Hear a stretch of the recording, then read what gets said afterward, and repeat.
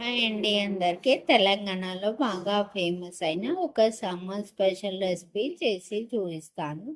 దీనికోసం ఒక గిన్నెలో పూరి పిండిని వేసుకోవాలి.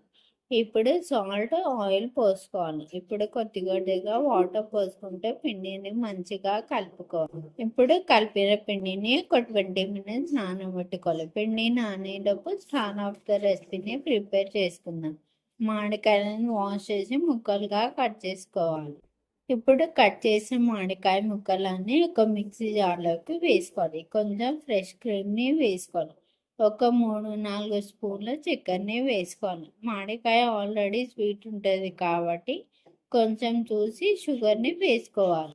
ఇప్పుడు కొన్ని పాలు పోసుకొని మెత్తగా పేస్ట్ లాగా పట్టుకోవాలి. చూడండి, ఇలా పట్టుకోవాలి. ఇప్పుడు మిక్సీ పట్టిందంతా ఒక గిన్నెలోకి వేసుకొని పక్కన పెట్టుకోవాలి.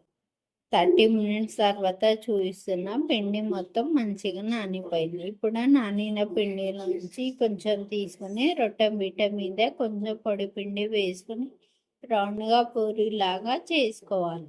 అలానే అన్ని పూరీలు చేసుకొని పక్కన పెట్టుకోవాలి. ఇప్పుడు ఒక కడాయి పెట్టుకొని ఆయిల్ పోసుకోవాలి. ఆయిల్ బాగా వేడిగా ఉన్నప్పుడు చేసి పెట్టుకున్న పూరీలను వేసుకొని ఫ్రై చేసుకోవాలి.